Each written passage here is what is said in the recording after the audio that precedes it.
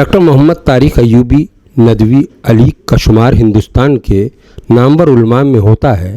آپ کی تعلیم ندوۃ العلماء سے ہوئی، بارہ بنکی سے آپ کا تعلق ہے۔ مولانا موصوف ملی دینی سماجی خدمات میں ہمیشہ متحرک رہے ہیں۔ مولانا موصوف آج ممرہ میں منعقدہ تنظیم والدین کے جلسہ والدین میں تشریف لائے تھے۔ اس موقع کا فائدہ اٹھاتے ہوئے آمنا سامنا نیٹ ورکنگ کے لیے ہم نے مولانا موصوف سے تعلیمی موضوعات پر گفتگو کی جو آپ کے سامنے پیش کی جاتی ہے۔ مولانا، موجودہ صورتحال جو ہے، تعلیمی صورتحال جو ہے، اس کو آپ کس نظر سے دیکھتے ہیں یا کیا محسوس کرتے ہیں اس کے بارے میں؟ بسم اللہ الرحمن الرحیم۔ میں سمجھتا ہوں کہ موجودہ جو صورتحال ہے اس میں دو ایشو بہت اہم ہیں۔ ایک ایشو یہ ہے کہ مسلمانوں کا جو لٹریسی ریٹ ہے وہ بہت نیچے ہے، بہت کم ہے۔ جو سچر کمیٹی رپورٹ نے 2006 میں بتایا تھا اس کو ہم کہیں سے کور اپ نہیں کر پائے ہیں، اس کو ہم کہیں مینج نہیں کر پائے ہیں ابھی تک۔ ایک تو یہ ایشو ہے کہ لٹریسی ریٹ بہت کم ہے، اور دوسرا جو میرے نزدیک اس صورتحال میں تعلیم کا مسئلہ ہے وہ یہ کہ جو ہمارا انٹلیکچول کلاس ہے وہ کتنا پڑھا لکھا ہے۔ جب پڑھا لکھا بولا جاتا ہے تو لوگ یہ سمجھتے ہیں کہ degree holder, job holder, commercial education کی ڈگری اس کے پاس ہو، اس کو پڑھا لکھا سمجھتے ہیں۔ ہم پڑھا لکھا اس کو سمجھتے ہیں، یا اسلامک ایجوکیشنل سسٹم میں پڑھا لکھا اس کو سمجھا جاتا ہے جو پڑھا لکھا انسان ہو، اس کو مینرز اور بیہیویئرس سے اس کی واقفیت ہو۔ تو اس حیثیت سے بھی جب ہم دیکھتے ہیں کہ سسٹم میں جو مسلمان پڑھے لکھے آتے ہیں، چونکہ وہ جس ایجوکیشن سسٹم سے آتے ہیں اس میں ان کو وہ چیز نہیں ملی ہوئی ہوتی ہے، وہ تربیت نہیں ملی ہوئی ہوتی ہے، اس کے نتیجے میں بڑے مسائل پیدا ہوتے ہیں۔ وہ قوم کے لیے، ملت کے لیے یا مسلم سوسائٹی کے لیے بہت زیادہ نفع رساں نہیں ہوتے ہیں۔ نو ڈاؤٹ کہ وہ کمرشل ایجوکیشن سے پاس آؤٹ ہونے کی وجہ سے ایک اچھے شہری ہوتے ہیں اور اچھی ان کی جاب اورینٹڈ ایجوکیشن ہوتی ہے جس کی بنیاد پر وہ سوسائٹی میں اپنا اچھا مقام بنا لیتے ہیں، لیکن ملت میں کہیں ان کے وہ سیٹ نہیں ہو پاتے ہیں۔ اور ہم یہ سمجھتے ہیں کہ فرد ملت سے ہے، ملت جو نہیں تو کچھ بھی نہیں۔ تو یہ دو ایشو بہت امپورٹنٹ ہیں، ایک لٹریسی ریٹ کم ہونا، ایک لٹرل لوگوں کا بہت اچھا ایک ہمدرد اور ایک اچھا انسان نہ ہونا۔ تیسرا جو موجودہ تعلیمی صورتحال میں بہت اہم ایشو ہے وہ ماڈرن اور ریلیجیس ایجوکیشن کی تقسیم ہونا۔ یہ بہت اہم ایشو ہے۔ یہ تقسیم انگریزوں کی ہوئی ہے۔ یہ ہمیں نہ جو مسلمانوں کا گولڈن پیریڈ کہلاتا ہے، that was the Abbasid period, Abbasid period میں یہ تقسیم کہیں نہیں تھی، اور اسی طرح سے خلفائے اربعہ کے دور میں نہیں تھی، بنو امیہ میں نہیں تھی، اوٹمن پیریڈ میں نہیں تھی، کہیں نہیں تھی یہ تقسیم۔ یہ ہندوستان میں تقسیم شروع ہوئی۔ جب تک یہ تقسیم نہیں ختم ہوگی اور ہائی اسکول تک کی ایجوکیشن میں دین اور دنیا اس طرح سے جب تک نہیں ملایا جائے گا کہ 11th کے لیے جیسے اسٹوڈنٹ کامرس جاتا ہے، جیسے وہ سائنس اسٹریم میں جاتا ہے، جیسے آرٹ اسٹریم میں جاتا ہے، ویسے ہی چوتھی اسٹریم اس کے سامنے ہائی اسکول کے بعد کھل جائے، وہ ہو شریعہ اسٹریم۔ تو یہ اصل میں یہ جو تفریق ہے عصری اور دینی علوم کی، تو اس کا ذمہ دار آپ کس کو مانتے ہیں؟ اس کا ذمہ دار پہلے جس وقت یہ ہوئی اس وقت بہت اچھی چیز تھی، کیونکہ جب ہندوستان میں مسائل کھڑے ہوئے اور یہ لگا، چونکہ یہاں مدارس بند کر دیے تھے انگریز نے، دارالقضا بند کر دیے تھے، اور سارے جو مسلمانوں کی اسلامی شناخت ہو سکتی تھی وہ سب مٹا دی تھی، تو اس وقت علماء کو لگا کہ ہمیں اپنا سرمایہ بچانا چاہیے، اس لیے انہوں نے مدارس کا سسٹم قائم کیا۔ اس وقت ہم اضطراری حالت میں تھے، اس وقت ہم ایک ایسی حالت میں تھے جیسے کوئی ہمارے پاس اگر 2 روپے ہوں اور وہ بھی چھیننے آ رہا ہو تو ہم پہلے دوسرے 2 روپے حاصل کرنے کی کوشش نہیں کریں گے، ہم یہ سوچیں گے کہ ان 2 روپے کو بچا لیں۔ اس وقت ہم اس حالت میں تھے۔ آج الحمدللہ ہم اس حالت میں نہیں ہیں۔ آج وہ لوگ بھی اس کے ذمہ دار ہیں جو صرف اسکول چلانا چاہتے ہیں اور اسلامی تربیت، اسلامی تعلیم یا اسلامک ایجوکیشن سسٹم کو نہیں اڈاپٹ کرنا چاہتے ہیں، نہیں فالو کرنا چاہتے ہیں، اور وہ لوگ بھی اس کے ذمہ دار ہیں جو اپنے مدرسوں میں اس ایجوکیشن سسٹم کو، جس سے ترکی میں ریولوشن آیا، ترکی میں یہ سسٹم نافذ ہے۔ خود رجب طیب اردوغان، جنہوں نے جو اس وقت پوری دنیا کا ایک زبردست نام ہے، اور ان سے پہلے اور بہت سارے لوگ یہ اسی ایجوکیشن سسٹم کے نکلے ہوئے ہیں. انہوں نے ٹینتھ تک جو ہے ان کی ساری تعلیم میں سیرت، فقہ اور قرآن کا ترجمہ، اور پھر اس کے ساتھ ساتھ وہاں کے جو ہمارے ماڈرن ایجوکیشن کے ضروری نیسسری سبجیکٹس ہوتے ہیں وہ سارے پڑھ لیے.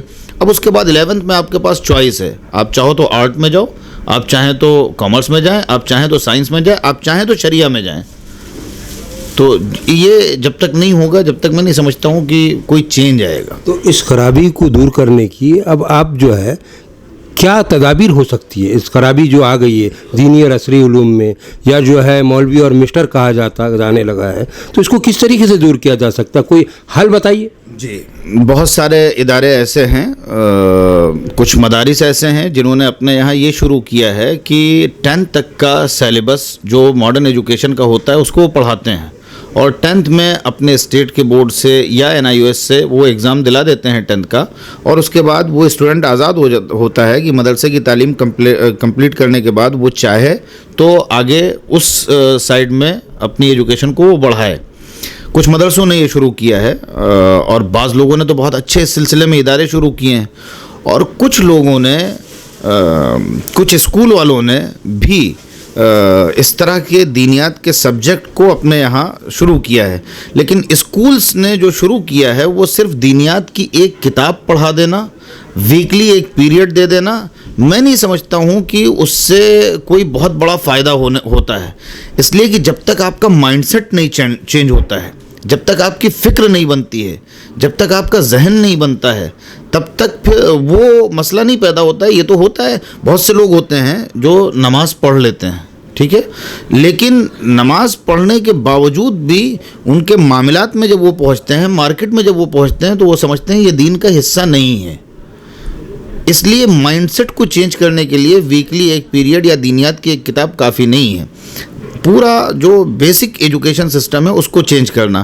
میں اس سلسلے میں ایک اپنا نظریہ رکھتا ہوں، اور آپ کے ٹی وی کے مادھیم سے، آپ کے چینل کے توسط سے یہ اگر لوگوں تک پہنچ جائے اور کوئی اللہ کا بندہ یہ کر لے تو یہ ایک بہت بڑا کام ہوگا، اور میں سمجھتا ہوں یہ ایک بہت بڑا انقلابی قدم ہوگا. یہ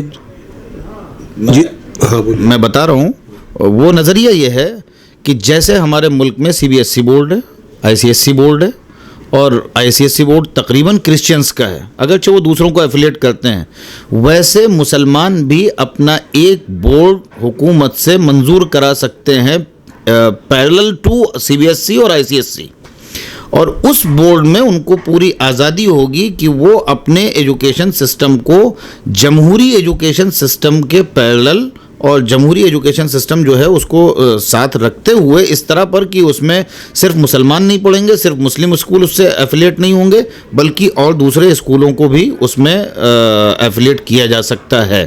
اس کا ایک بڑا فائدہ یہ ہوگا کہ وہ بورڈ مدرسوں کی جو آپ کہہ سکتے ہیں سیکنڈری ایجوکیشن ہے، ہائی اسکول مدرسوں کی جو سیکنڈری ایجوکیشن ہے اس کو ہائی اسکول کا اسٹیٹس دے دیں، اور ان سے مدرسوں کو بھی ایفیلیٹ کر لیں اس بورڈ سے.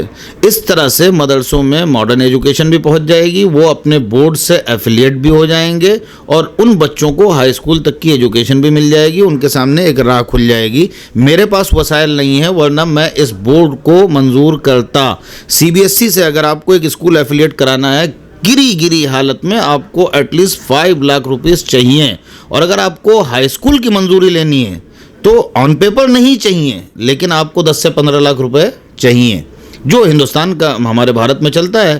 ٹیبل کے اوپر 5 روپے کا پرچہ بنتا ہے، ٹیبل کے نیچے سے جو جاتا ہے وہ پتہ نہیں ہوتا ہے، جس کے لیے 2000 کا نوٹ لایا گیا کہ اب وہ گڈی اور پتلی ہو جائے.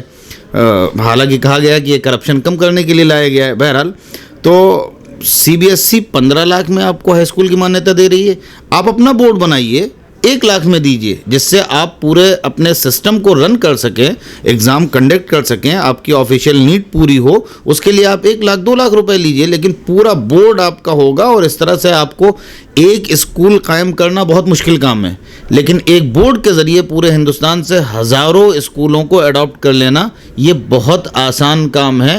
آپ اپنی تھنکنگ کو، اپنے تھاٹس کو، اپنے سسٹم کو، اپنے نظام کو ہزاروں اسکولوں میں پہنچا دیں گے. اور میں نے اس سلسلے میں قانون کے ماہرین سے معلوم کیا کہ ایسا کیوں نہیں ہوتا ہے، جیسے CBSE ICSE مسلمان اپنا ایک بورڈ بنا لیں. انہوں نے کہا بالکل بن سکتا ہے. آپ انیشیٹو لیجیے, بنے گا.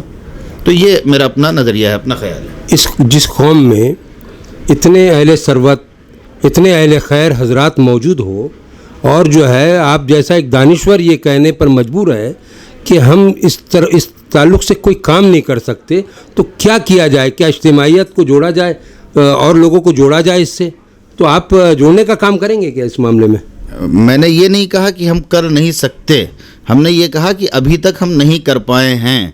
دونوں باتوں میں فرق ہو گیا. ہم کرنا چاہتے ہیں, ابھی تک ہمارے پاس وسائل نہیں, ہم نہیں کر پائے ہیں. جس دن ہمارے پاس ہوں گے ہم اس دن کر لیں گے.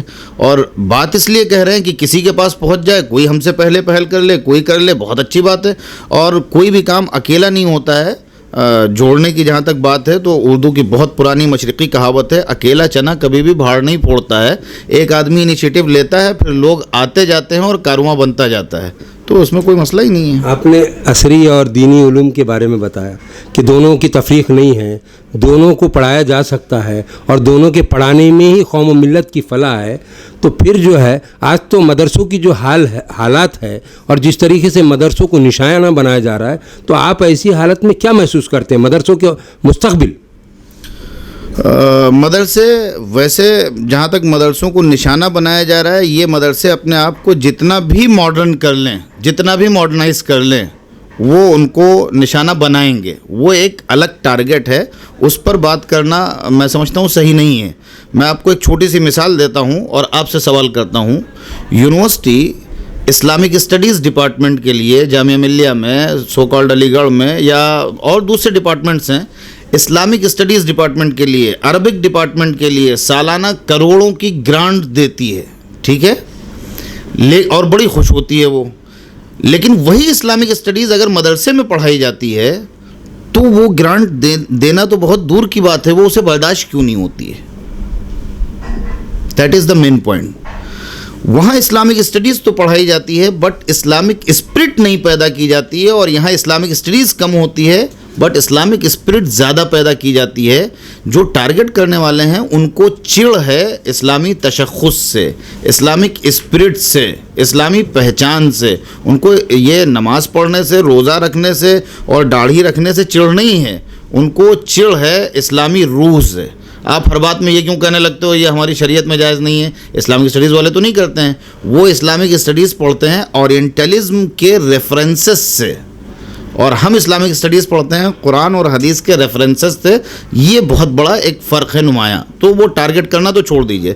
مدرسوں کو اپنے مستقبل کو باقی رکھنے کے لیے, اپنے آپ کو بچانے کے لیے, اور مین اسٹریم میں آنے کے لیے, اور اپنی افادیت کو ثابت کرنے کے لیے, مولانا علی میاں کہا کرتے تھے رحمۃ اللہ علیہ کہ کوئی بھی ادارہ, کوئی بھی تحریک اپنے ماضی سے نہیں چلتی ہے, ماضی کو یاد کرنے سے کہ ہم بہت ایسے تھے, ہم نے یہ کیا, اس سے نہیں چلتی ہے. تحریک یا ادارہ وہ اپنی شناخت کو اور اپنی افادیت کو ثابت کرنے سے چلتی ہے. تو مدارس کو چاہیے کہ وہ موجودہ دور میں اپنی شناخت کو ثابت کریں. جو بات میں نے وہاں تقریر میں کہی کہ جس کے ہاتھ میں سسٹم ہے اس کے پاس دین کا شعور نہیں, اور جس کے پاس دین کا شعور ہے وہ سسٹم میں کہیں ہے نہیں. یہ ہے ہماری پریشانی, اور اس پریشانی کو یہ مدرسے ہی دور کر سکتے ہیں اگر یہ اپنے آپ کو اسکولوں سے جوڑ لیں اور اپنے تشخص کو باقی رکھتے ہوئے, اسلامک ایجوکیشنل سسٹم کو باقی رکھتے ہوئے. ہم نظام کو چینج کرنے کے قطعی قائل نہیں ہیں, نصاب میں تبدیلی کرتے ہوئے, ان چیزوں کو شامل کرتے ہوئے اگر یہ کام کرنے پہ آ جائیں تو یہ پورا انقلاب برپا کر سکتے ہیں. مدرسوں کے بارے میں ایک اور بات کہی جاتی ہے, یا اس کے مخالفین بھی اس بات پر زور دیتے ہیں کہ مدرسے جو ہے وہ پرانی نہج پہ ہی چل رہے ہیں. وہاں منطق کی تعلیم ہوتی ہے, سائنس کی ہونی چاہیے, کمپیوٹر کی ہونی چاہیے. تو اس بارے میں کیا آپ کی سوچ و فکر ہے؟ مجھے لگتا ہے کہ جو لوگ کہتے زیادہ ہیں وہ انہوں نے مدرسہ دیکھا نہیں ہے. میں بھی اتفاق سے ایک مدرسے کا پرنسپل ہوں. علی گڑھ مسلم یونیورسٹی کے ڈپٹی رجسٹرار سامنے سے گزر رہے تھے, وہ میرے آفس میں آ گئے, تو انہوں نے کہا یہ مدرسے کا آفس ہے. میں نے کہا جی یہ مدرسے کا آفس ہے. اس کے بعد وہ بولے کہ صاحب, میں نے ان کو دکھایا, جب انہوں نے ہماری لائبریری دیکھی تو کہنے لگے کیا مدرسے میں ایسی لائبریری ہوتی ہے؟ میں نے کہا معاف کیجیے گا سر, آپ نے ابھی تک مدرسہ دیکھا نہیں ہے. وہ امر اجالا کا کرسپونڈنٹ ہمارے پاس آیا انٹرویو کے لیے, اور اس نے مجھ سے کہا کہ جو بھی اسے مدرسے کے بارے میں سوالات پوچھنے تھے اس نے مجھ سے سوالات پوچھے، میں نے اسے بتا دیا۔ بتانے کے بعد پھر اس کو میں نے جب اپنے یہاں کی کمپیوٹر لیب دکھائی، حالانکہ میں پوری ایمانداری سے آپ سے کہہ رہا ہوں، کمپیوٹر لیب میں ہم بچوں کو صرف MS آفس سکھاتے ہیں، بس بیسکس، کہ وہ کمپیوٹر آپریٹ کرنا شروع کر دے، دین اس کا جو دل چاہے گا وہ کرے گا، ہمیں کیا مطلب ہے، لیکن آپریٹ وہ شروع کر دے، کیونکہ ہمارا نصاب جو ہے وہ بہت لینتھی ہے اور بہت کم مدت میں ہے، اس وجہ سے مجھے اس کے لیے ویکلی ایک پیریڈ ہی ہم نکال پاتے ہیں۔ خیر، اس نے لیب دیکھا، بہت خوش ہوا، اور اس کے بعد اس نے کہا کہ صاحب یہ تو آپ نے سب بتا دیا، اب میں چاہتا ہوں کہ آپ 2-4 لڑکوں سے ملوا دیجئے۔ تو ہم نے کہا ہماری بڑی کلاسیں جو ہیں 2-3 ان میں سے آپ جس کو چاہیے اس کو بلا لیجئے، یا کہیے ہم بلوا دیں، آپ ہی بلوا دیجئے۔ 3 لڑکے آئے، ایک سے پوچھا کہ بیٹا آپ کیا بننا چاہو گے مدرسے میں پڑھ کے، مدرسے میں آپ کو کوئی پریشانی ہوتی ہے؟ اس نے کہا کوئی پریشانی نہیں ہوتی، کہیں گے ٹیچرز پڑھا لیتے ہیں۔ تو اس نے لڑکے نے کہا کہ یہاں تو ٹیچرز ایسے پڑھاتے ہیں کہ اگر ہم 20 مرتبہ پوچھیں تو 20 مرتبہ بغیر پیسے کے بتاتے ہیں۔ اس کے بعد اس سے کہا تم بنو گے کیا؟ تو بولتا ہے کہ مجھے BMS کرنا ہے یہاں کی پڑھنے کے بعد۔ اس کے بعد دوسرے سے پوچھا، اس نے کہا مجھے سر میری کوشش تو ہے کہ میں MBBS کا ایگزام دوں، لیکن اگر نہیں ہو پایا تو BMS تو کرنا ہی کرنا ہے مجھے۔ تیسرے سے پوچھا تمہیں کیا کرنا ہے؟ اس نے کہا میں یہ چاہتا ہوں کہ انگریزی میں عبور حاصل کروں، انگریزی میں ماسٹر کروں، اور اس کے بعد انگریزی کو میں اسلام پھیلانے کے لیے انگریزی کو اسلام کا غلام بنا دوں۔ تو یہ ہوتا ہے، سارے مدرسے یکساں نہیں ہوتے ہیں، اب بہت سارے لوگ چینج کر رہے ہیں، وہ جو فارسی اور جو چیزیں ہیں وہ کچھ مدرسوں میں ہیں، کچھ نظام ہے، وہ ایک الگ مسئلہ ہے، لیکن اب دھیرے دھیرے لوگ چینج کر رہے ہیں۔ جا کر کے دیکھنا چاہیے کہ مدرسوں میں ہو کیا رہا ہے۔ میں نے اسی لیے ایک مرتبہ علی گڑھ کے DM کو اپنے یہاں ریپبلک ڈے پہ بلایا، ٹھیک ہے؟ اس کے سامنے بچے نے ہندی میں تقریر کی، اردو میں تقریر کی، انگلش میں تقریر کی۔ پھر میں نے ان سے کہا کہ یہ تو آپ کے سامنے نمونہ ہے، ہمارا میڈیم اردو اور عربک ہے، انگلش اور ہندی صرف ہم سبسیڈری میں پڑھاتے ہیں۔ تو انہوں نے کہا اب آپ عربک میں کروا کے دکھائیے مجھے۔ تو میں نے ایک لڑکے سے کہا، اس نے کہا میں نے یاد تو نہیں کیا، میں کیسے کروں؟ میں نے کہا جو تمہارا دل چاہے، جو تم بول سکتے ہو وہ تم بولو۔ اس نے بولا، وہ بہت متاثر ہوئے۔ اس امر اجالا والے نے چلتے چلتے گیٹ کے باہر جانے کے بعد واپس آ کے کہا سر ہم نے سنا ہے کہ مدارس میں جو ہے وہ جھنڈا روہن نہیں ہوتا ہے۔ میں نے کہا اس کے لیے تم جاؤ، اس وقت DM ہیں ڈاکٹر بلکار سنگھ، ان کے پاس جاؤ اور ان سے پوچھو، وہ تمہیں صحیح ثبوت دیں گے، باقی ہم تو تمہیں فوٹوز دکھا ہی سکتے ہیں۔ تو یہ سب چیزیں ہیں، اپنا اپنا الگ الگ پروپیگنڈا ہے، یہ ہے۔ مولانا آپ نے بڑی تفصیلی گفتگو کی، جو بھی سوالات میں نے پوچھا، لیکن میں یہ چاہتا ہوں کہ ہمارے جو دیکھنے والے ہیں اس چینل کو، ان کے لیے جو اگر اساتذہ ہے، والدین ہیں، بچے ہیں، ان کے لیے کوئی پیغام آپ دیں گے؟ میرا پیغام یہی ہے کہ سب سے پہلے اس ملک میں اپنے دین اور اپنے عقیدے کی فکر کی جائے، اور اس کے بعد اپنے کھانے، اپنے کپڑے اور اپنی دوا سے زیادہ بچے کی تعلیم کی فکر کی جائے، اور تعلیم کے ساتھ ساتھ تربیت پر ایسا زبردست تربیت پر توجہ دی جائے کہ جب بچہ پڑھے تو وہ پڑھ لکھ کر کے اچھا انسان بنے۔ یہ نہ ہو کہ پڑھنے کے بعد ماں باپ کو وہ سائڈ کر دے، بلکہ یہ ہو کہ وہ خود کھانے سے پہلے ماں باپ کے منہ میں لقمہ دے۔ یہ تربیت سے ہوتا ہے، تعلیم سے نہیں ہوتا ہے۔